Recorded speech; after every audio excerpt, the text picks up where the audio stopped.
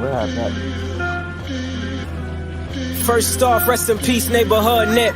I ain't crip, but I'm on that neighborhood shoot. Building businesses that black own. If you hustle, better hustle till your pack gone.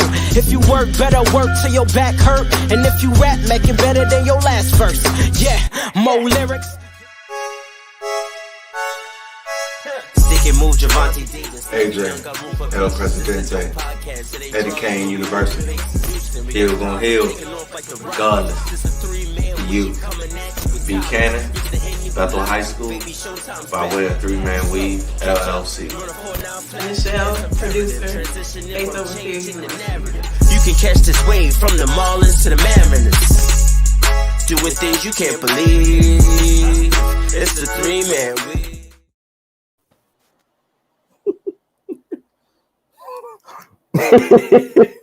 What? What I said, huh? What? You just saw what I sent to the group?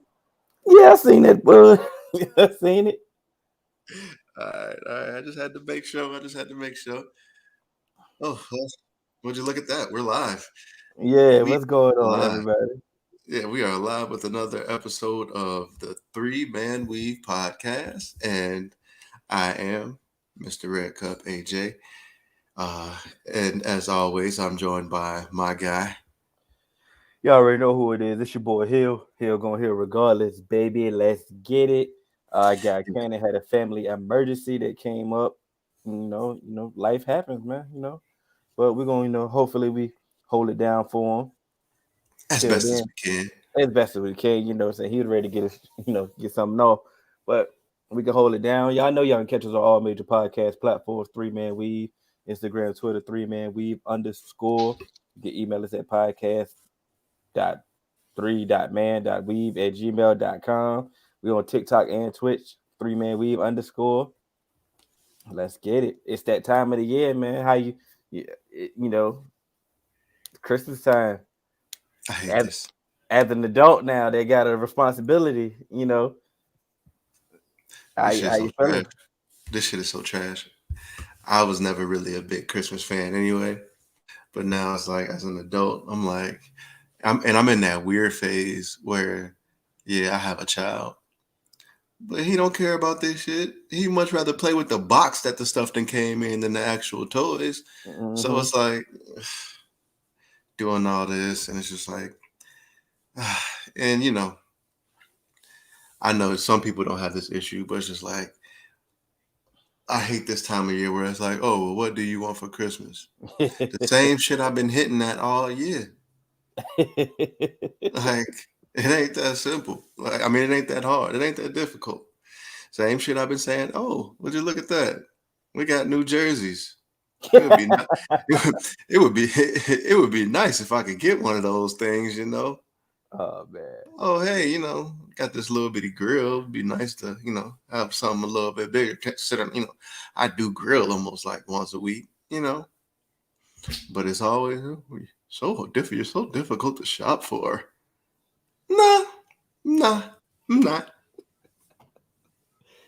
Well, this is one of those years that I'm really not stress free, and I feel good about that. Like, what I'm saying? One of them times, oh man, how am I gonna do this? Or what we gonna do? Am I gonna be off for work? Mm-hmm. Can I get off? Can I get off for work? Or we got enough gifts? Is she gonna like this? And everything is like the people that's supposed to be taken care of are taken care of this year. You know what I'm saying? Right. We're gonna be good. So I'm not really, in stress mode as much as holidays give for people that do for people. You know what I'm saying? Okay.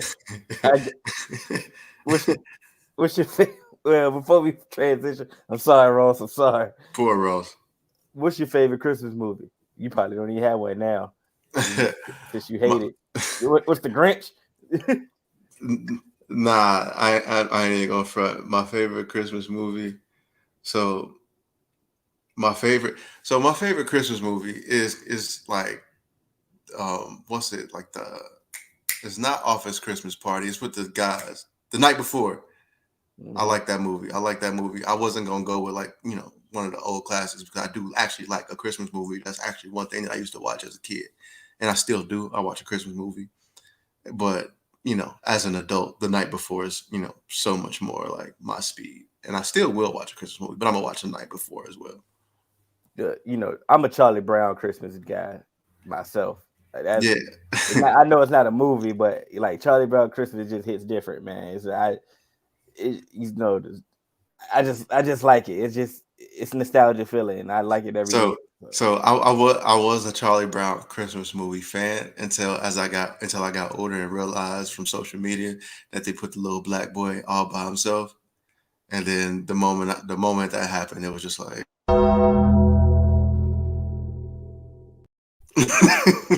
I couldn't help it. Charlie Brown was over for me. Now you of course you're gonna ruin it for me. You know what's crazy? I don't think that this one, Home Alone. Home Alone is a good one, but Home Alone is a classic. So Home Alone was ruined for me also. It's because it's like bro, traveling during Christmas with like 9 people. Yeah. What do you do for a living? That is so expensive. Yeah, we got to figure that out. Twice. Y'all did it twice. Yeah. Yeah, y'all did it twice. And then my thing is, not even that. How did you even get to do it a second time when you left your child at home? Y'all didn't get no charges pressed. That's child endangerment.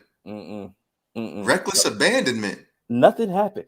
And the funny thing, but this is funny because on a Cowboys podcast that I was listening to today, he said Die Hard is his favorite Christmas movie too. And I'm like, and it is. This is funny. So hey, two separate people said Die Hard is a Christmas movie. I'm riding with Die Hard as a Christmas movie.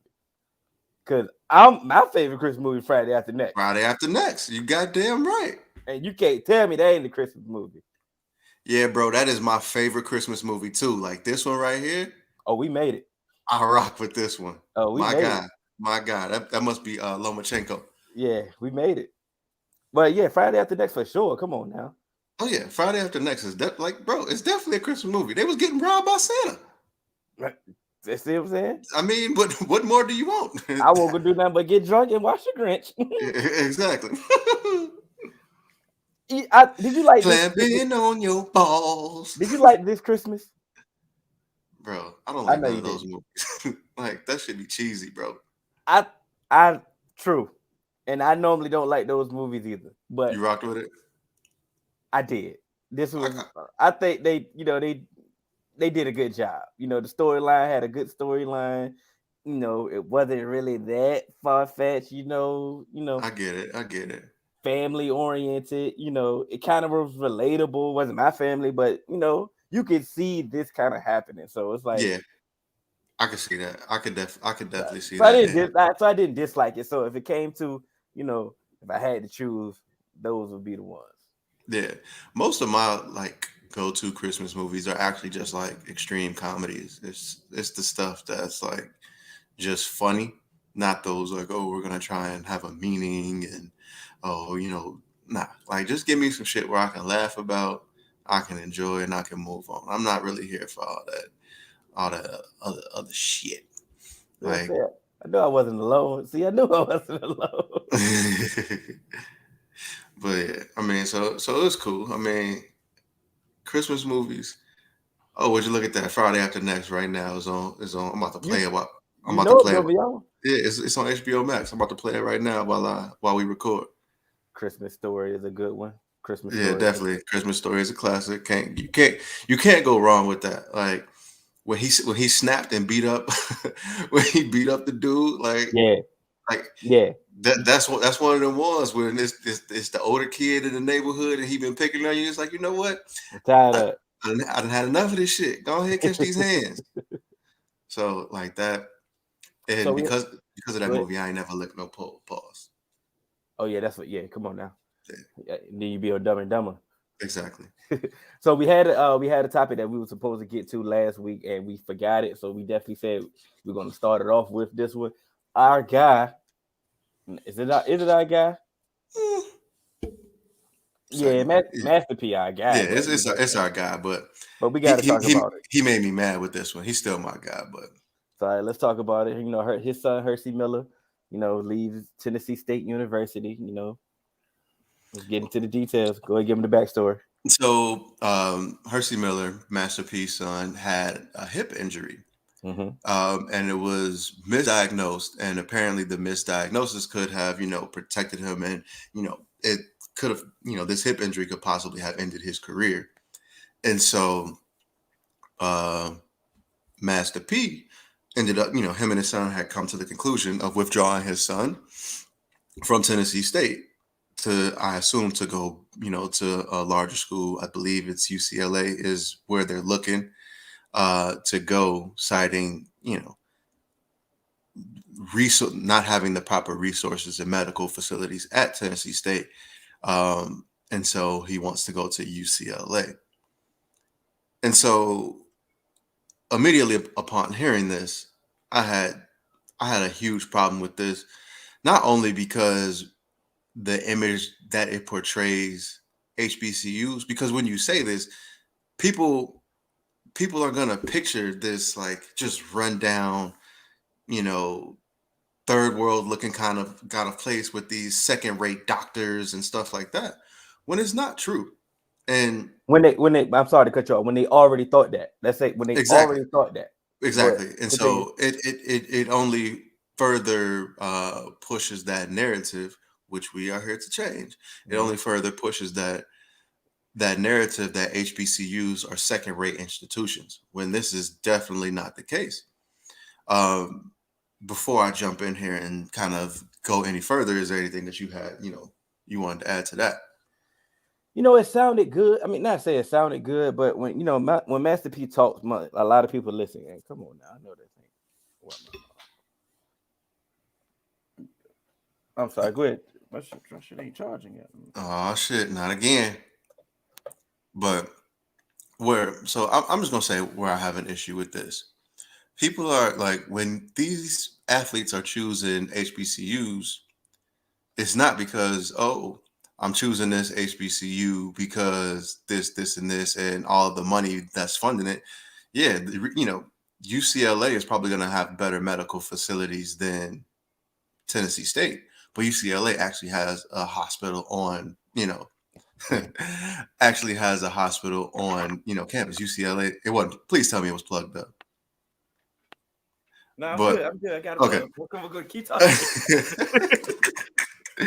But so yeah, there's a difference there. But Howard also has a hospital on campus, and nobody says anything about Howard. And so my whole thing is, yeah, UCLA is going to have all this larger endowments because those are larger hospitals. Same things with smaller hospitals. Sometimes the care is just a little bit different. But what really kind of drove me up a wall is misdiagnosis happens at every level. Because guess what? Malpractice, like all that stuff. I mean, look at Alex Smith and his leg over in Washington. Mm-hmm. Look at the report that came out, I believe, in 2017 by ESPN, where coaches were actually pushing the medical the actual team trainers to misdiagnose athletes to steer them away from surgery or clear them sooner so they can get back on the court. And that all happened at Division I colleges. So yeah, at least this misdiagnosis possibly was an honest mistake and just a misstep, which even some of the best doctors can do at times. They can misdiagnose. Something will look like, it's just this.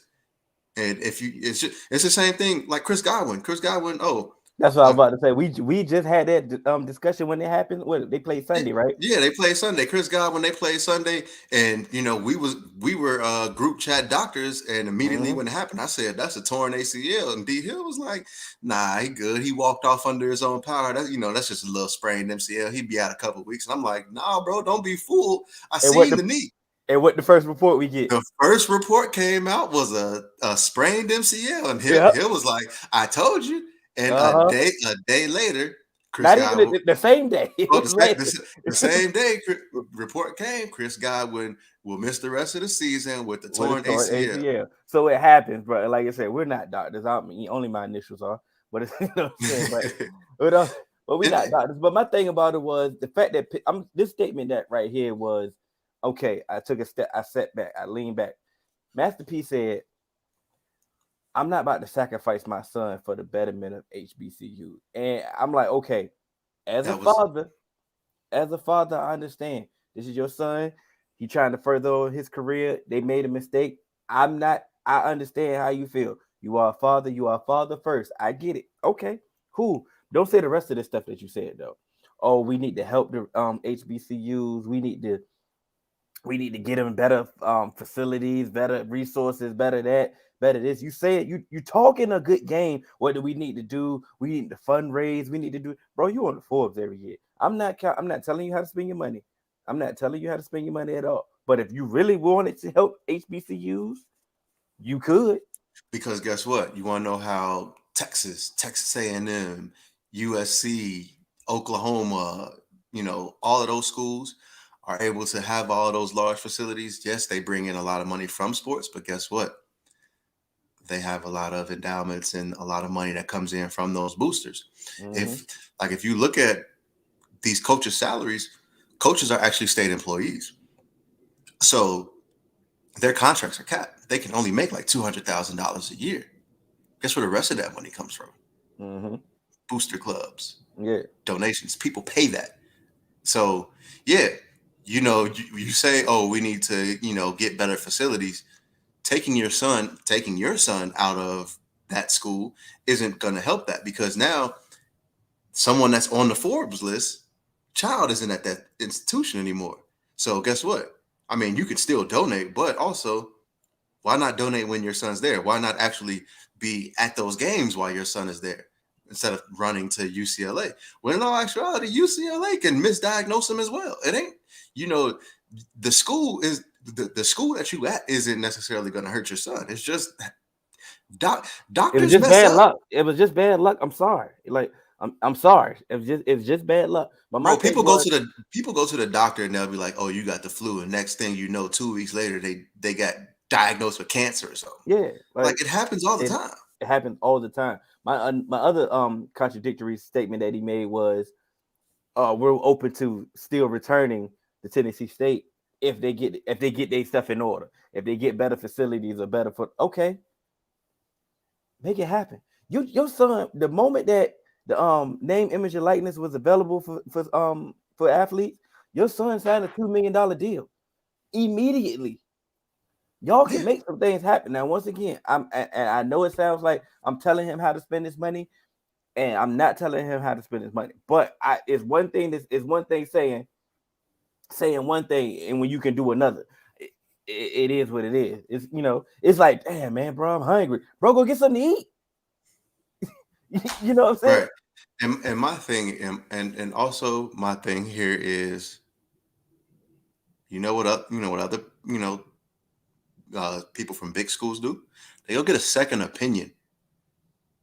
They did get the second opinion. That's how they end up getting the No. I understand that, but that's what you're supposed to do. It's like, you if you get, the reason why people go get a second opinion is to make sure that you are misdiagnosed. Mm-hmm. And that's what I'm saying. You're not just saying, oh, these doctors. No, sometimes you just need to go get a second opinion. Sometimes something else will pop out and you'll see. And then next thing you know, like, okay, because guess what? That happens when they go to UCLA. It happens in the NFL. It happens in the NBA. It happens in the MLB all the time.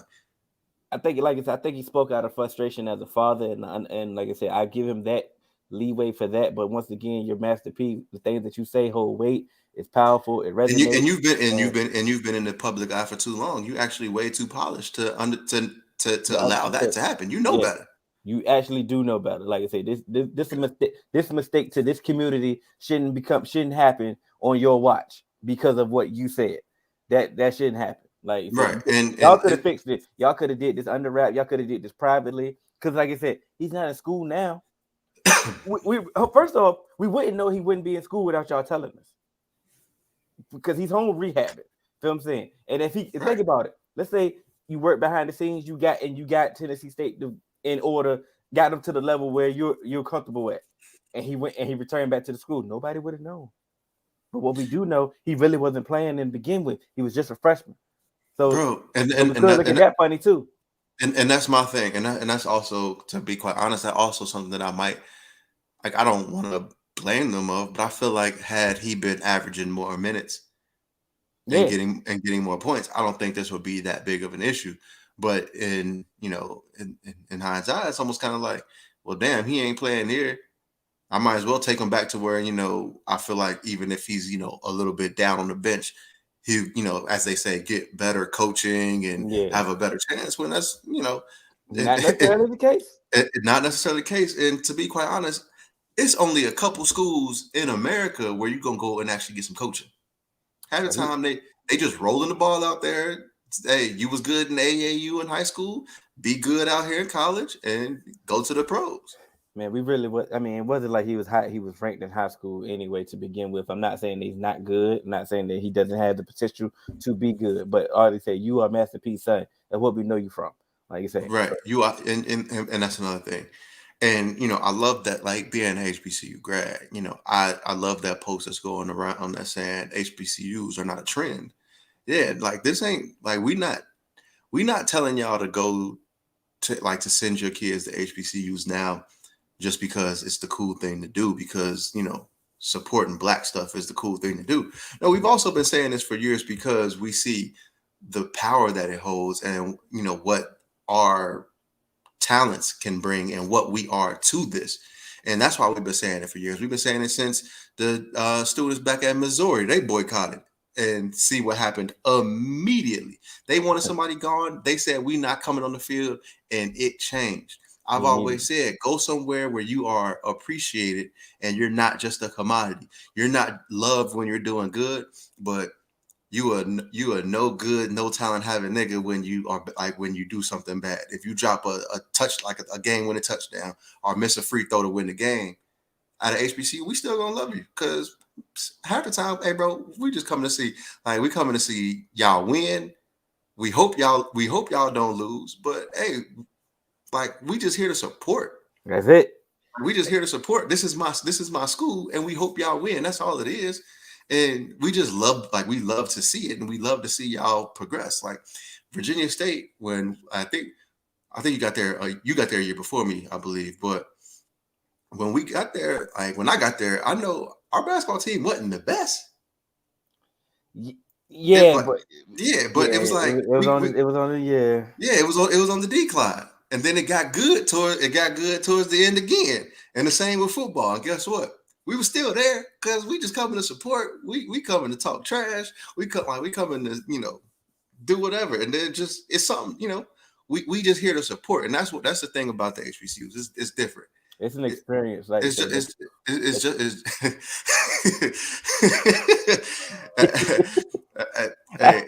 I didn't want to say it, my brother. You know what I'm saying? Hey, look, this comes from one of the Trojans finest. He was actually on the men's basketball team when we was there. Go check out his YouTube channel as well, DC Smooth Game Operator. I'm telling you, watching his channel got me actually trying to buy a couple games and branch out from Madden. But I'll be playing that shit like, man, this shit hard as hell. I'm telling you, yo, bro, it's you had me download some stuff. I'm like, bro, like my fingers is like they too slow. Like, yeah, I ain't even gonna get into it. But hey, yeah, go check out DC Smooth Game Operator. Just watch some of the run throughs, man. That stuff is interesting as hell too. He played Max Payne one time, and it brought back so many memories when I was playing Max Payne growing up. I'm like, yo, fam. Like, I just don't have the time down. Like, so like he used to post this on his Instagram all the time, but when he was like doing like the Resident Evil run throughs, I'd be in here like, bro, I was like, oh, because like shit just Resident Evil should just be popping out. What? I'm like, nah, that's dope. But yeah, man. But while we was on HBCUs, have you recovered yet? Travis Hunter. So he decommitted. I was never hurt, to be quite honest, because hurt. No, like I was like, damn, like, but at the end of the day, bro, we was a 5-17. Mm-hmm. We was a 5-17, and we had the number one recruit in America committed for 2 years. Yeah. Regardless of what happened, he never flipped to Georgia because they wanted him, hometown kid. He never flipped to Alabama, nothing. He was 100% committed. So to me, there was only one coach in America who could have flipped him. It was only one coach. Yeah. And he woke up that day. He don't tweet often, but he tweeted, "Time to make history." Yep, that's when you hit us up like, I uh-oh. was like, hey, bro, I think he going to Jackson State. Like, I didn't say, oh, I think he going to Georgia. I didn't think he going to Alabama. I didn't think no other D1 like FBS school jumped in. I felt like Deion made that call. And one of the reasons why he wanted to go to Florida State, he wanted to follow in the shoes of Deion. Deion is his idol. Bro, if you're like, son, if your bro, idol call you, it's over. bro, Like, if Kobe had called you and been like, hey, bro, you trying to hoop at Tidewater Community College? I've been at TCC in a heartbeat. Strapped up. You see what I'm saying? So it's just like, bro, when you like I said, it sucks that it was a perfect storm, and it looks bad because like, oh, Florida State, they taking L's, they can't get it together, they lose it and stuff like that, and you had the number one recruit, bro. I don't care who Travis Hunter was committed to, he was gonna go. When they like, I think it would have made it a little bit more difficult if he was committed to Georgia or Alabama because they 10-1 and undefeated and stuff. I think it would have been a little bit more difficult. But when Deion hit you with that pitch and he say, "Hey, you got $2 million on the way," you're not turning that down. And to be quite honest, the NIL rules, even though NIL kind of started in Florida, the Florida state, like the state of Florida NIL rules actually hurt Florida State because you can't negotiate third-party deals until that player signs. So Deion could call Travis Hunter and say, "Hey, you got $2 million now. I got $2 million now. They can negotiate you something, but I got it for you right now. Sign on the dotted line." And guess what? I'm Deion. I think the cherry on top would have been them winning the championship this weekend, but they took that L to South Carolina State, and it was definitely. I was watching the game, and it's like, and it felt like when they was losing, it felt like everybody was just waiting on Jackson State to lose again, and I was waiting on. I was waiting on the ridicule that he was ready to see. See, he tried to do this, he tried to do that, and I'm looking, and then I seen some. We posted it in the group that they came up short, and people was like, "Yo, it was still a win for HBCUs." Like this game was it was nationally televised. And the Celebration Bowl is usually always nationally televised anyway. Is it? Yeah, for the most part, because I've watched the Celebration Bowl because I believe Alcorn State won it last. No, I think it was Alcorn State and NC-A&T last year. Televised where is my question though.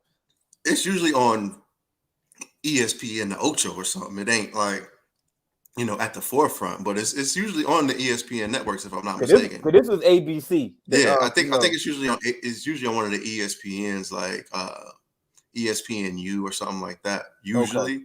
Okay. But I think now it's like, once again, it's also Deion. So you're going to put Deion.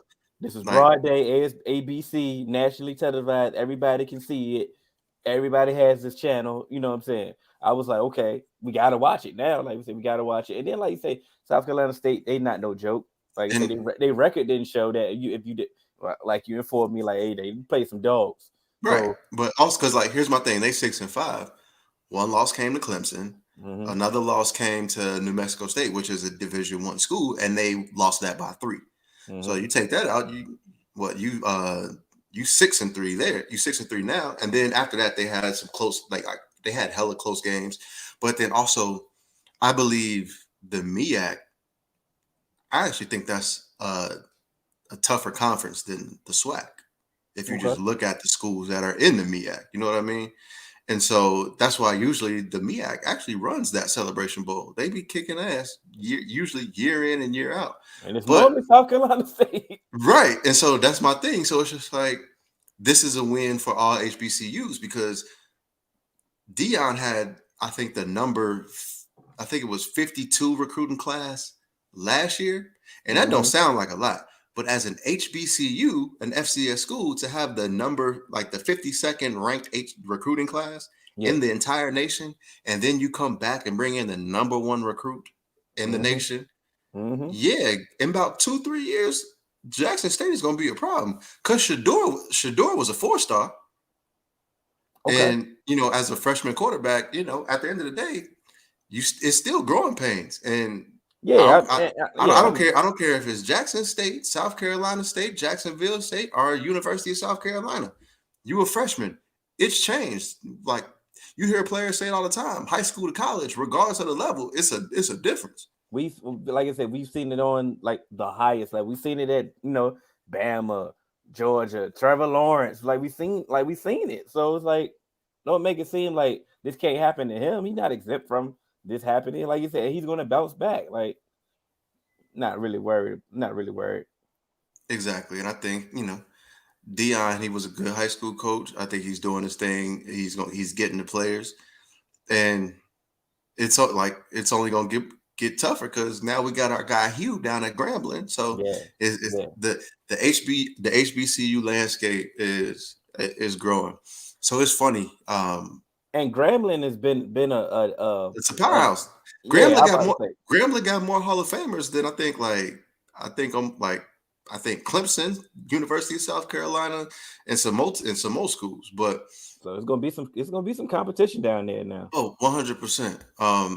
On my Florida State podcast, they were kind of like losing their minds because they're saying, how can Deion do this to his alma mater? And then some of them were just like, oh, well, he does have a job to do, and he's just trying to prove that he can be an ace recruiter because his career goal isn't to be a head coach at Jackson State. And I kind of took that personal, and I don't necessarily think it is his career goal to just be a head coach at Jackson State. But my thing also is, why can't it? Why can't he be, that tenured coach at Jackson State for 5-10 years down the line? Why is it just he has to be doing this as a stepping stone? Because he already got he had an offer from TCU and supposedly was interviewed, and they saying, like I said, you see what the coaches are getting. They saying these Power Fives is going definitely, if he keeps this up, what he's doing in Jackson State, that big, them numbers is gonna come. They're gonna definitely come after Deion. And 100%. But the reason why I also say why can't it just be he be at Jackson State, because Deion got player money. You know what I mean? So it ain't like nobody's ever gonna say, yeah, I'm gonna just sit this $10 million. I'm gonna sit this $10 million for 5 years out. But the deals that he got with Barstool and all of that, and the money that he saved up and got in his endorsements and all that, he don't necessarily have to do it. That's the thing. And I know if somebody asked me, they asked me this personally, like, oh, if he leave for the money, like, how are you gonna feel? I'm gonna need some time. Like if think about it, if he would have took the TCU job now, after you said all this work you trying to do for the HBCUs and you trying to do that, you'd have looked like a contradiction, and I'd have been pissed. Like, right. And that's my thing. That's why I say, like, all down the ground, but give it down the line, and like I'm like, bro, I'm not sitting there we're not about to keep turning down $10 million a year. Like, and my thing also is, I ain't really worried. I'm not really mad if 5 years down the line he does take it, but you just got there, and that's what that would be the thing where it's just like, bro, you were selling hype, and once again, HBCUs aren't a trend. This ain't like we not a stepping stone. We are a fixture in this landscape, and so regardless of how you may see it, that's fine. But this is a culture for us, and we appreciate everything you're doing, but know what you're getting yourself into as well. I think if this is something that you say you want to build up and all that stuff that you're preaching, you kind of got to stand on your word. And we've seen plenty of people stand on their word and actually have some success after standing on their word. So you leave HBCUs high and dry, right? Like I said, I'm gonna be honest. It might be hard for you to get other recruits if that's the case. Because, like you said, you're a flat out bold-faced liar in that case. You don't want to. And guess what? Guess what? When you start recruiting against Saban, guess what he's gonna say? He said he was gonna stay. He left. He was telling them, he was saying, he's all for this culture and stuff like that. Why not just come here and win and I get you to the NFL? Yeah, what's gonna be? I'm a proven commodity here, and I ain't going nowhere. That's a fact. That's a fact. He can't sell. You can't, man. He can't sell. We'll see. We'll cross that bridge when we have to get there, and hopefully we ain't got to get there soon. You feel like gloating, or I could do a little bit. you don't even what? Go ahead and introduce us because I still got the pack. I could roll it up real quick. Oh, yeah. Matter of fact, can I hear I was right? Can you tell me I was right real quick? Yeah, you was right, AJ. Okay, because I definitely said everywhere Urban Meyer has gone, it's ended in controversy. Mm-hmm. He has never left somewhere just like just a clean slate. And I said this is not going to work. This isn't going to work. Mm-hmm. I said, I was shocked that he didn't make it out of the first year. Yeah, boy, ain't make it the whole season. He couldn't make it the whole season after year one. Terrible. But I knew this shit wasn't gonna work. And but then when he made that hire, I was like, oh, this is really not gonna work. But it's hard to be 100% right. Like, how did you get every step wrong? Like, bro, how did you hire wrong? How did you handle OTAs wrong? How did you draft wrong? Nah, I didn't say you draft wrong, but you made some mistakes on the draft. You fumbled free agency with all the cap space that you had. Mm-hmm. Then on top of that, you coaching wrong. Then personal wrong. Like, hey, dipshit, make your kicks.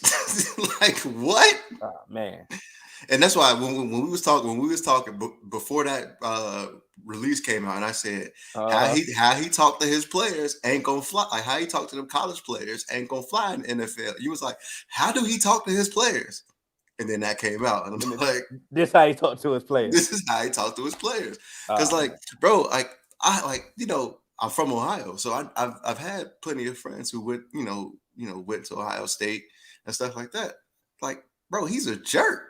Yeah. And you could tell. And then even remember week 4 when they played the Bengals, and he stayed after on that Thursday night game. And I'm like, bro, this ain't gonna work. This is not gonna work. He can't do this. And like I was saying, the stuff that you can get away with college players, you can't get away with professional players, because college players, they still depend on you. You could take their scholarship, you could cut their playing time, and that hurts their chances to get into the pros. So college players, they can't say nothing. These NFL players, they're like, bro, we will get your ass up out of here. Yeah. And what happened? Got his ass up out of there. So bro, Trevor Lawrence even started was like, hey, bro, we need to get James Robinson on the field. I don't know what this dude is doing, basically. Yeah. Like, once that happened, I was like, oh, yeah. This is over. You completely lost everybody. So how do you view this job?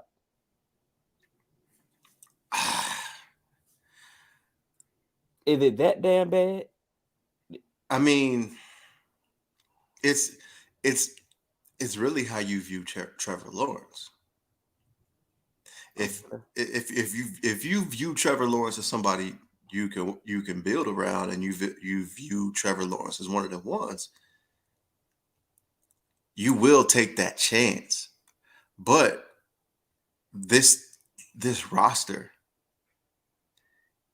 it's got some work to do.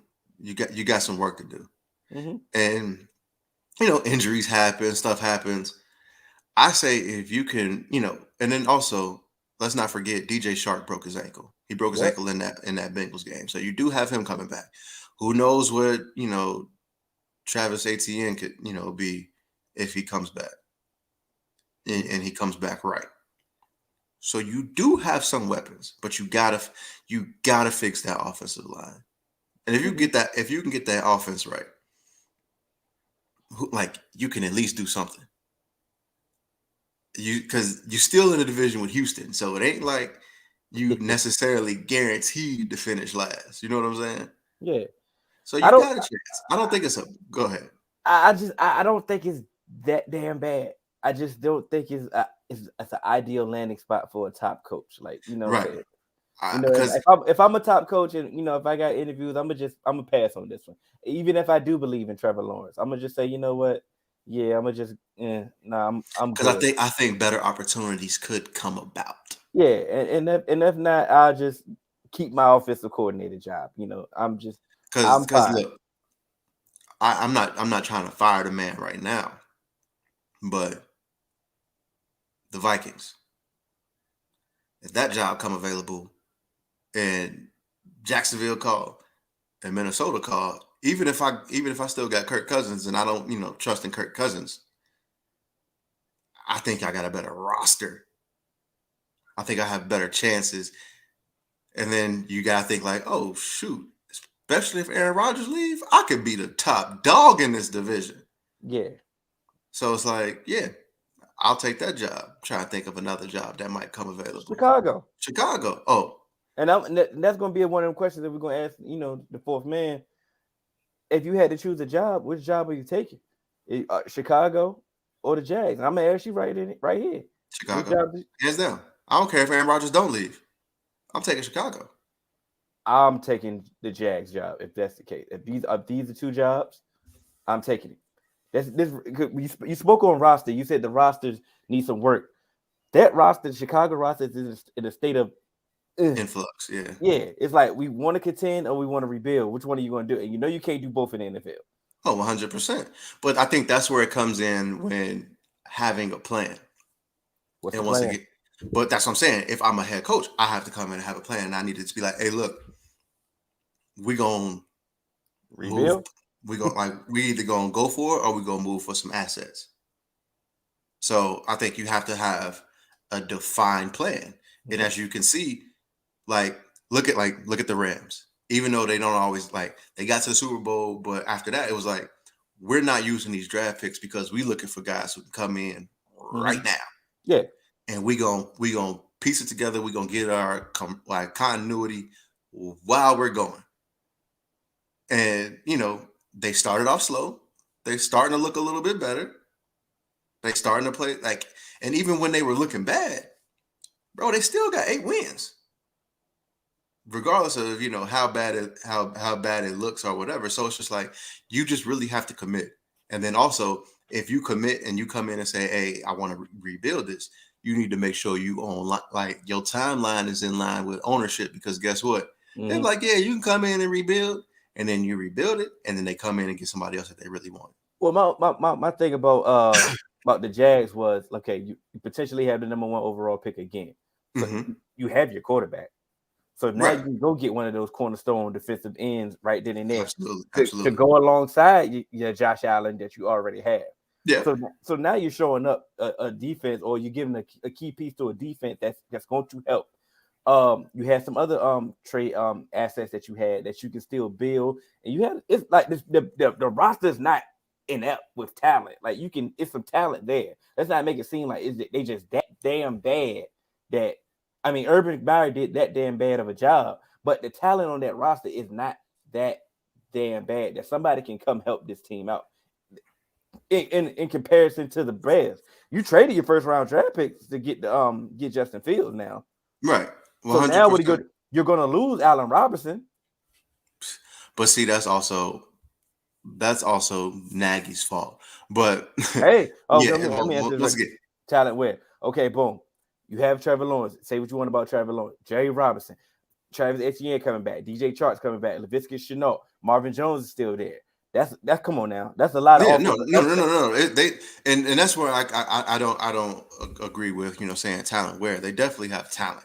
Josh Allen on the defensive end. Josh Allen on defense. You're going to draft a top defensive end. They got a linebacker. They got some corners that they had. Tyson Campbell that they just drafted is not trash. Like I said, this team is not really that bad, bro. I understand that they look bad, and I understand they about to have consecutive number 1 overall pick. And it sounds crazy to vouch for that, but if you really look at this team, they're not this bad. I know, I'll stay on. I'll take it. But here's my thing. Also, yeah, they have that talent, but for me, just look at Chicago with that defense, and if you feel Matt Nagy was just that inept as an offensive coordinator, offensive mind, and the head coach. You still have Khalil Mack. You still got Robert Quinn. You still got Eddie Goldman. You still got Roquan Smith, Danny Trevathan. Jalen Johnson, that cornerback, he's a problem. Yeah, Jalen, like you got Jalen Johnson, you still got David Montgomery. So my thing is, yeah, you may have lost your first round pick because you went and got Justin Fields, but I think you have the opportunity to go out and use your second round pick, third round pick to get wide receivers, offensive line, and build around Justin Fields. And especially if you feel like I'm more competent than Matt Nagy. This is and I'm not disagreeing with that. But that's your plan right there has no wiggle room for failure. You feel what I'm saying? It has no wiggle room for failure. Like, okay, Robert Quinn is getting older. Yes, he's still effective. I understand that. Khalil Mack is getting older and he has an injury history now all of a sudden. So now these pieces, these key cornerstone pieces that you're naming, they're going to lose Allen Robinson. Like I said, Darren Mooney. That's why they named him. Darnell Mooney is what? Glorified number 2. You know, that's it. I'm about to say, if that. So what else do they have? What other weapons that they have in the wide receiver room? I understand, can go get some more, but like you said, you have no room for error with that plan, with limited assets and cap space, as opposed to the Jags, where I have cap space and I have resources, and I'm going to have time because I got to go clean up a mess. Now I got to go clean up a mess. So I believe. Let me just look it up. So going into next year, the Bears actually will have cap space, their estimated cap space for the top 51. With the salary cap explosion, they're about to have like 43 million. Okay. So yeah, like I get what you're saying, but it's also, like you said, when you say there's necessarily no wiggle room for failure, it wouldn't be no wiggle room for failure in Jacksonville either, because guess what? You still got to bank on those lottery tickets that you got to hit. Yeah, you gonna be able to get one of the top D linemen, but you also got to bank on that lottery ticket to hit, and he actually be something. You know what? Know why you get a wiggle room over there? Because now you get a mulligan year anyway of cleaning Urban's mess. You get a 1 year just to clean that up. You get that. You suppose, like you think you would. Let's say that these owners be funny, because if somebody come available that they want, you never know. Like, we just want to go in a different direction. Yeah, but you can't keep some. I mean, they got money. I know they billionaires, but they ain't trying to keep paying people that ain't working for them. Oh, absolutely. But they might get out from underneath this Urban contract. So yeah, they gonna find a way. Oh, 100%. They gonna find a way. But I want you to. But now it's my time to gloat. But I ain't gonna really gloat because it's not really. But hey, it didn't click. Kyrie is back. Guess who's back? Guess who's back? This was funny. Hilarious, man. And it was funny because they ain't got no choice. Yeah, because if you want to get this, ring, if you want to stay afloat, yeah, pretty much. COVID is like, bro, we really not really giving KD enough credit that he deserved, keeping this team afloat, keeping this team atop of the East, playing with me and you right now. Like, they've been hit hard with COVID, just as bad as a lot of these other teams, and he out there balling. Yeah, but they like, but we can't. This, like I say, this is a marathon. We can't keep doing this. So yeah, if you bring your ass and be a part-time player, I know we said we try to draw a line in the sand and do all that, but now we can't. We need you. And it was funny. Yeah, and I actually believe that KD went to the front office and was like, "Hey, yo, I can't do it. Y'all gotta let him do it. Y'all gotta let him be a part-time player. Something." Do you blame him? No, not at all. 40 minutes a game, bro. I ain't signing. I know I want to hoop, and I'm saying all the right things. Yeah, I want to hoop. I get it. But bro, 40 minutes a game, bro, especially right, especially when these other top players they playing 30 minutes, 35 minutes, coasting until they get to the postseason. By the time, if I'm playing 40 minutes a game, by the end of the season, I'm cooked. Yeah, and like you say, you coming off a lower extremity injury, so I don't really want to put that much strain on you. Like I said, it's a long season, like I said, and you're playing well. We want to keep you playing well. We don't want you to hit that wall. We don't want none of that. So, but I mean, I'm going to commend Kyrie for standing 10 toes down, standing firm, not folding under the pressure and the ridicule that he was receiving. And they came back crawling. It's really nothing much to say. We want to see him play. Well, I mean, we want to see how this works. It's just funny that his biggest detractor, his biggest hater, Stephen A. Smith, now has COVID. Hilarious. And I hope he's well. I hope he's okay. Thoughts and prayers. But Yeah. buddy, ain't that some karma for your ass? The things that he said about Kyrie, the way he reacted, the way he continues to react, and the way he tried to double down on it, is just come on now. And the fact that he now has COVID is, like you said, karma comes back strong, bro. And like I said, wish you safe recovery. Wish no harm on you whatsoever. It's just funny that you got COVID. And he doubling down on the vaccine. He got to. It's like now at this point, like, it's funny. Like sometimes when you could just sit back and just say, all right, y'all got it, and just move on. Yeah.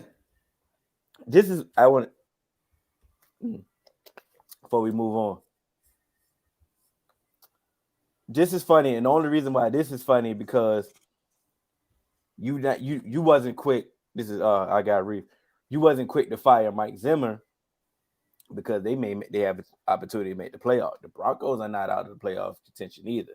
So I'm not really quick to fire Fangio yet either. Even though the writing was on the wall that he's a lame duck coach, it might be his last year. I get it, but they still have a slim chance to still make the playoffs. And if they make the playoffs, then what? But the Raiders, I like. See, the thing is, man, I don't know if I call the Raiders a sleeper coaching destination because I think the Raiders trying to move on from Derek Carr, and I think that's a big mistake. No. I don't think they want to move on from Carr anymore. I think John Gruden ass wanting to move on from Carr. I think they actually understand that. I think they actually understand what they have. Now they may want to find somebody. I hope so, because because we talking about receivers and stuff. It ain't like Derek Carr got a murderer's row of receivers out there. Yeah, it's a lot of rumors, and I'm not going to touch on the rumors because there's no real validity on those rumors. But you can go get you can go get him a receiver, right? Mm-hmm. You can go get him a receiver, and it's really all you need because you have complimentary receivers there. You have Darren Waller, Josh Jacobs. You have pieces. I think this is if they keep Derek Carr, I think this is a good destination for a job. Like I said, the defense has talent. Like you have talent there. Like they were winning some games. Crosby, yeah. They were winning games. It was just Gruden tricked it and ruined their whole season. Now they just a roller coaster. So I think they can. I wouldn't shy away from that job. In comparison to the jobs that we already projected earlier, I would go for the Raiders job if me. I can respect that. So, because like I said, I picked how I picked the Bears over the Jags. For you, Raiders or the Jags? For me, Raiders or the Jags? Oh man.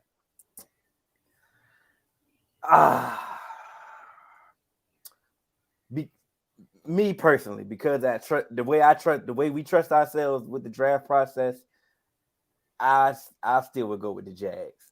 Ooh.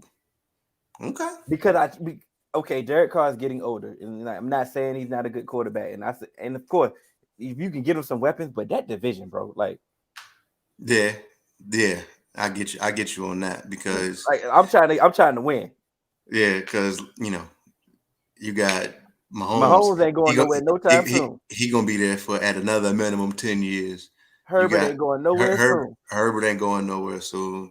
And as I got Brian in here, just say if the Broncos get a damn quarterback, yeah, you know what I'm saying? Goodness gracious. Yeah. So for me, as much as I love the potential that the Raiders can do, I have faith in our drafted ability. I think we can get the Jags in a better place. Yeah, and like I said, that's one of the reasons why I took that Bears job into account is because Aaron Rodgers might be leaving, and if he leaves, he ain't going away, bro. Yeah, I know, but even still, if he don't go nowhere, who knows how much longer he will be playing. So, True. it's like it ain't like that AFC West where you got a quarterback who just signed a 10-year deal and a quarterback that literally just is in his second year. I'm trying, bro. I'm trying. Hey, look, hey Reef, he is pushing this Jags agenda on us, yo. I'm trying, bro. It's stubborn. It's just stubborn. I mean, but I do believe that, bro. I truly do believe that, bro. I do believe. Without drafting ability, though, but he get this in order, man.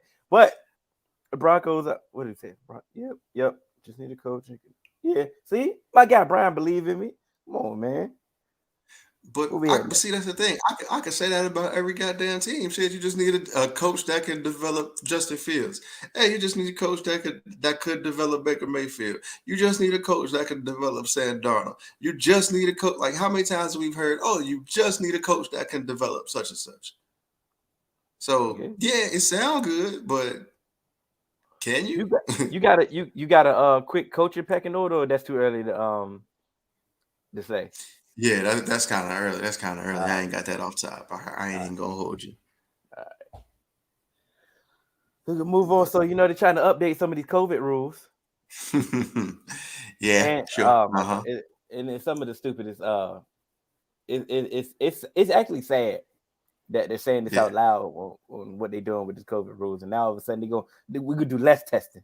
That's what we can do. Like, yeah, because at the end of the day, what they're saying is like, hey, y'all gonna have this. We can't stop it. So let's just go ahead and say, hey, if you ain't sick, bro, come on into work. If you ain't got chest pains, if you got your sense of taste and your sense of smell, come on to work. Come on to work, bro. Because we need this pape, dog. And it's crazy. I mean, but it's like I said, it's like they didn't have any, like to say, their only plan of action was the vaccine.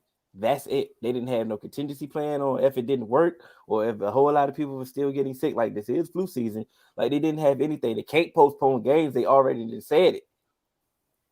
Yep. And this takes me back to my thing where it was like, hey, bro, like,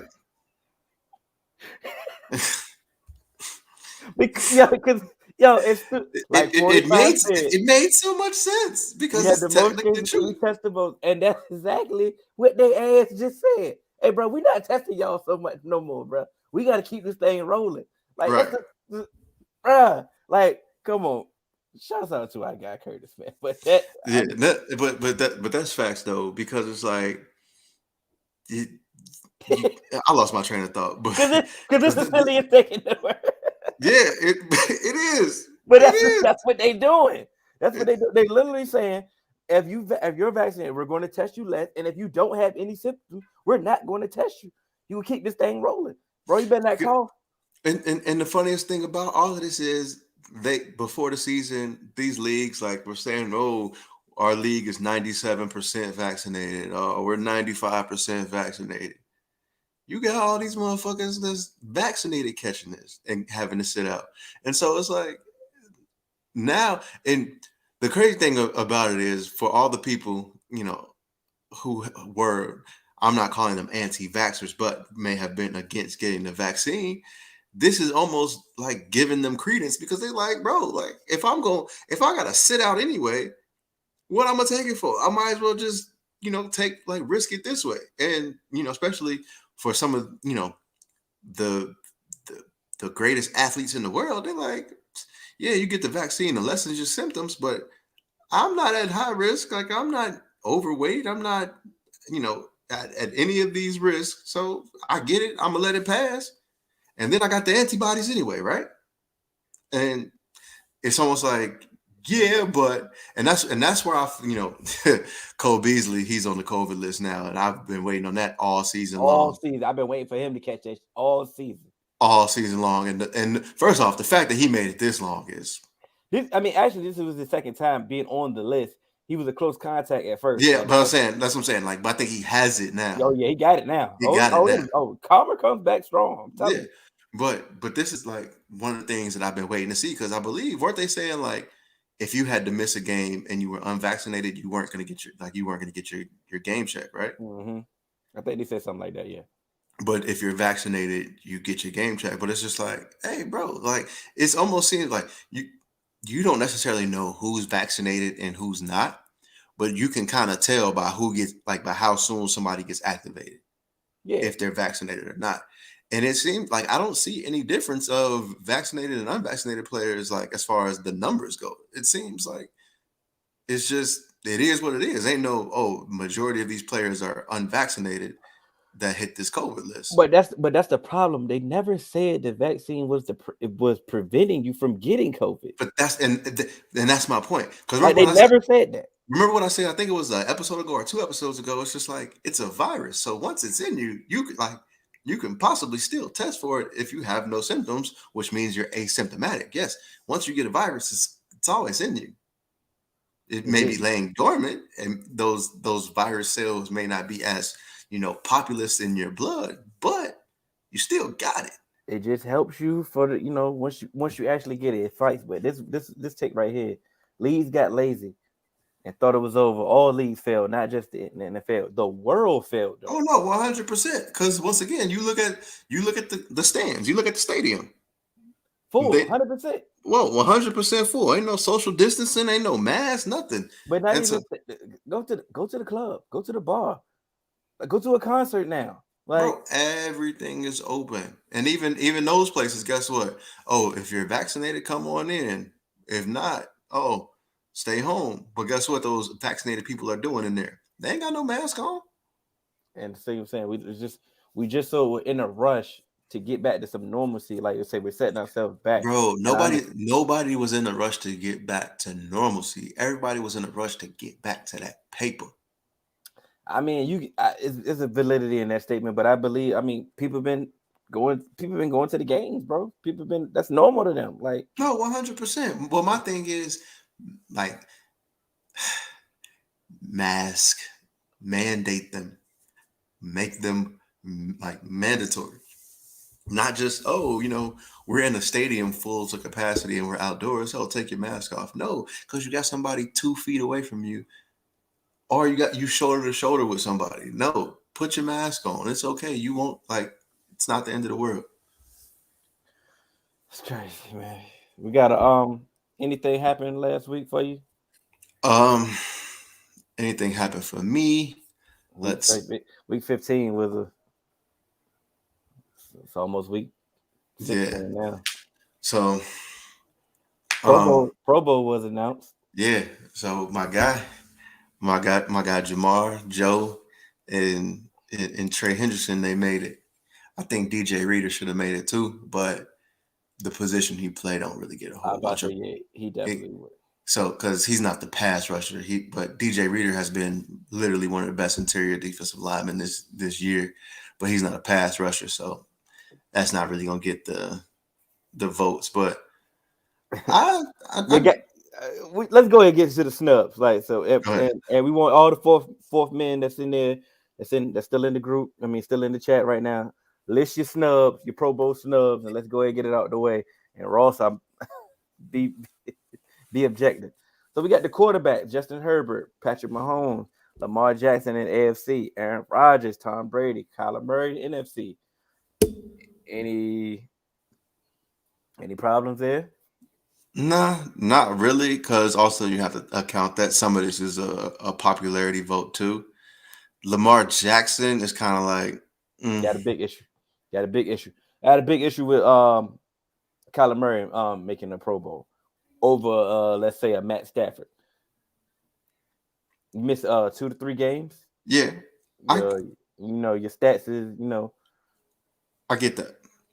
But he was in the MVP conversation at one point. So was Matt Stafford. But it was a lot later into the season than Matt Stafford. You get what I'm saying?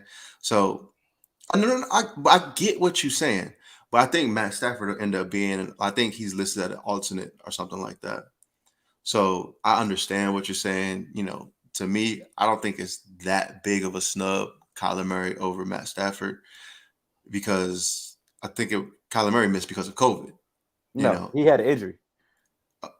Kyler Murray had an injury. He had an ankle injury. Oh, yeah. So who was that on this team that missed because of COVID? that week. Oh, Because it was a consecutive that, you know. Oh well, it's never mind.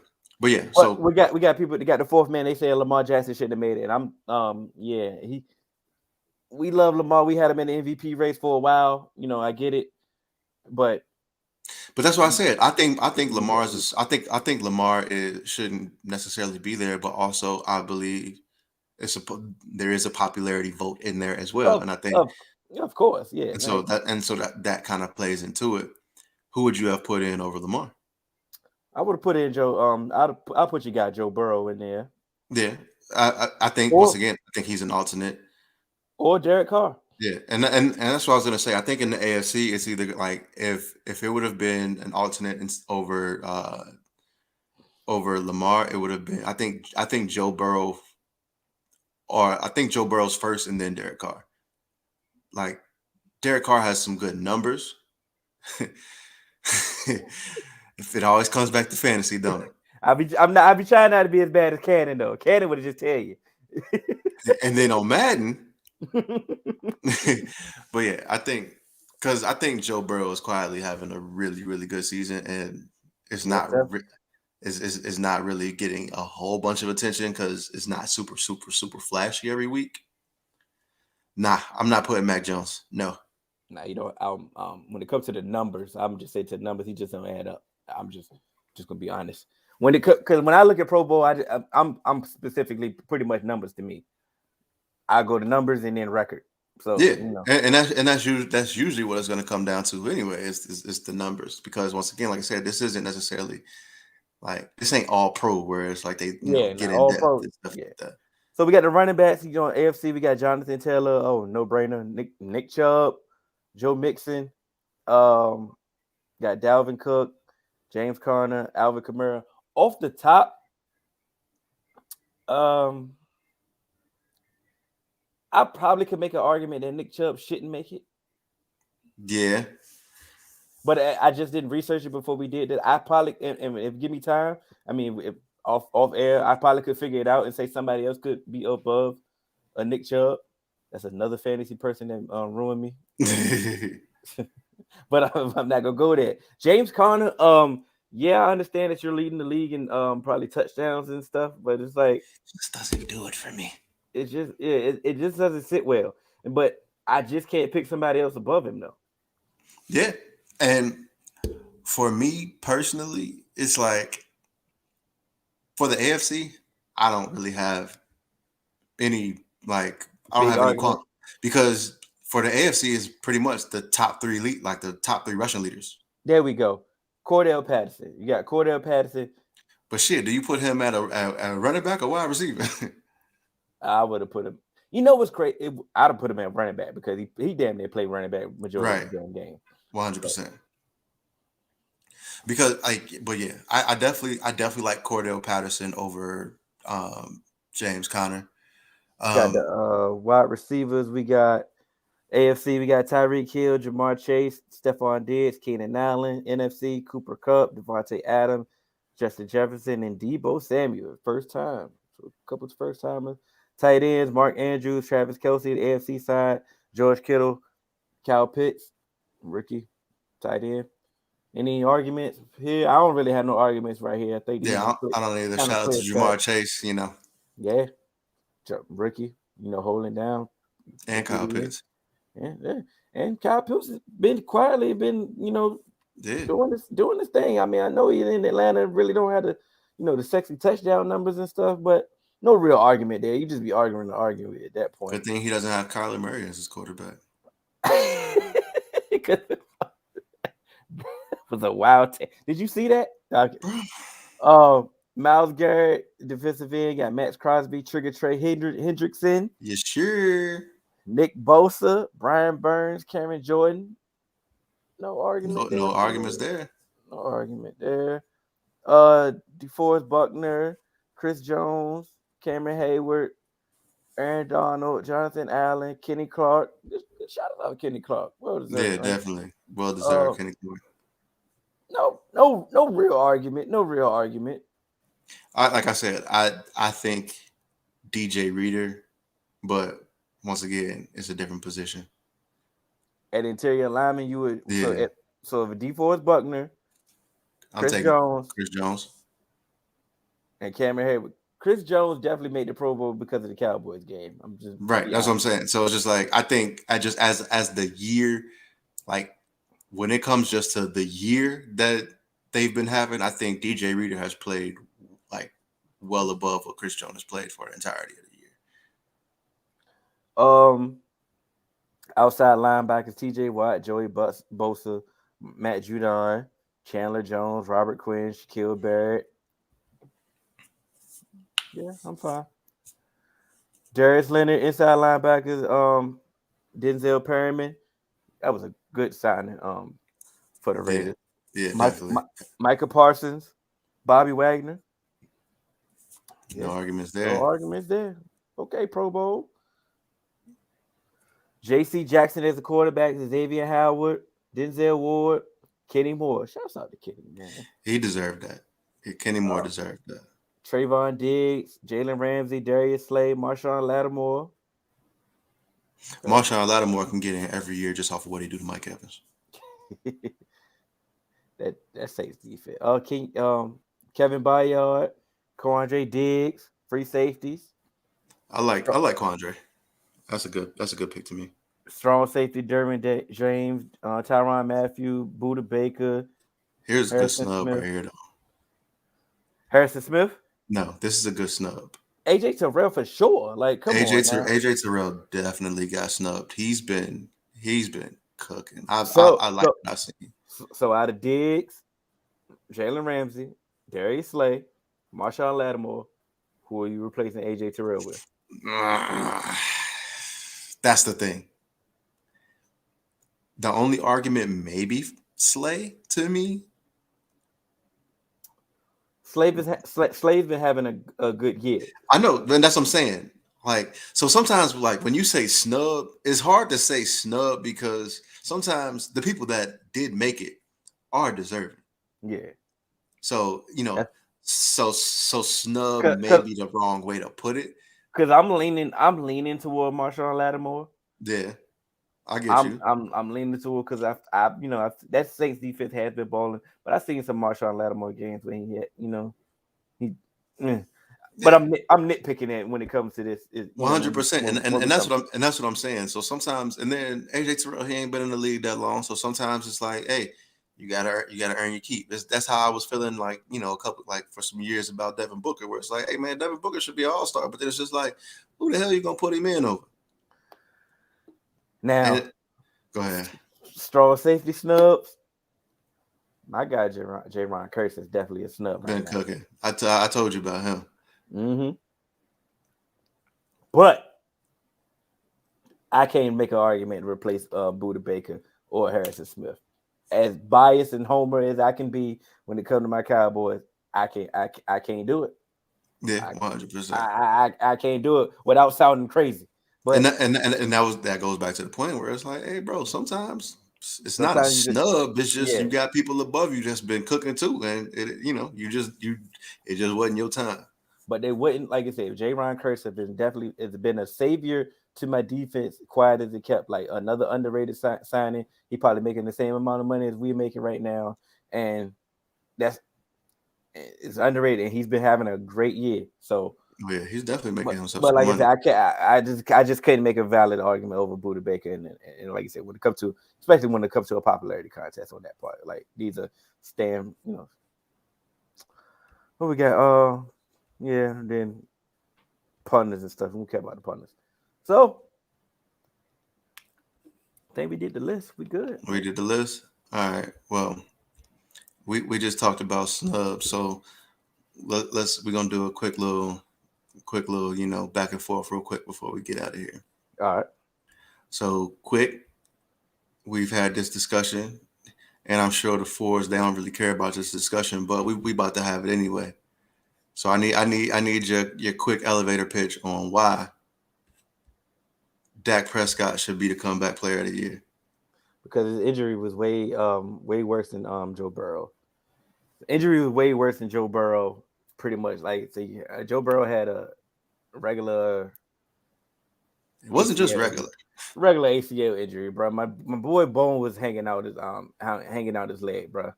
Like, come on now. And these stats that you got on here, this is that missed the game. So Okay. you got comparable stats with a game miss. Like, I think that loses your argument right then and there. Well, so technically, I don't think it necessarily loses my argument because even though it was a game missed, I also believe that comeback player of the year, Bowl. So how did I know we was gonna get him? Which is, A I don't. strong argument. It's definitely a strong argument, but guess what? Like I've said before, these awards are quarterback awards, unfortunately, and But it shouldn't be the only reason. Only reason I wouldn't go so hard about Bosa because once again, his was definitely a regular ass ACL injury, like regular ACL in the beginning of the year. He'd be out. He'd be okay. And yeah, as we see, his ass is okay. okay, He is right? okay. So, but what I'm saying, the argument that he's coming in, he's picking up where he left off.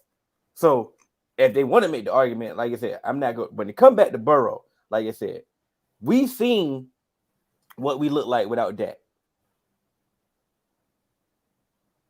and his injury was gruesome. And the stats that you put and the stats that you posted up was with a game were comparable. Yeah, definitely. With the game missed. Right, 100%. And also, we've also seen what we look like without Joe Burrow. And we last year we were in every game with Joe Burrow. After Joe Burrow. Sure. Yeah. And so that's one of the reasons why I was so confident in saying that how like people projecting us having 4 wins and being, towards, a top 5 pick and stuff like that. I was like, that's not gonna happen. Because we got better, we got healthier, and we got the quarterback. He was doing all this without the talent. So I think where we were projected and where we're at, to me, that's what lifts Joe Burrow into the comeback player of the year. Even though the stats are the same, I think it lifts him because where the expectations, quote unquote, were. Like if we make it to the playoffs and we have a good chance of winning the division, that's almost like, come on now. And that's where you lost it because the key word that you just said, if we make it to the playoffs. My team is already about to clinch the playoffs because of their quarterback being healthy, being back.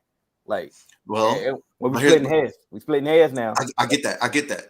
But the reason why I'm saying is, I know you're saying because of your quarterback, but a lot of people are saying now, this is why we've been having this conversation behind closed doors. I wanted to have it now, but a lot of people are saying Dak is kind of holding things back now. Like Dak is kind of regressing. He's starting to turn the ball over more and stuff like that. So that's why I want to say, like, do you think these lads, like, who finishes hot is going to win it? Or do you think if they both just stay on this pace, what will it be? And to be quite honest, like I told you, Dak is going to win it. But the fact that Dak came back on the field was his to lose. Joe's definitely making it closer because he has their team in like I said, for the division and in playoff contention. You know what I'm saying? His Dak's going on the streak, but the funny thing about this slump that he's in, we're taking into the totality of the slump. We're not taking it on a game by game basis, and that's what happened because you go from the Chiefs game when you go out there, you don't have no Amari, no CeeDee Lamb, right? What do you really expect for him to do? Absolutely. But then we just minimized the numbers that he put up against the Raiders, and he brought his team back and brought his team to overtime. Okay, yeah, we lost the game. I understand that, but now you want to look at the game. We're going to poo-poo this game because it don't fit your slumps. It doesn't fit your slump narrative. Yeah, narrative.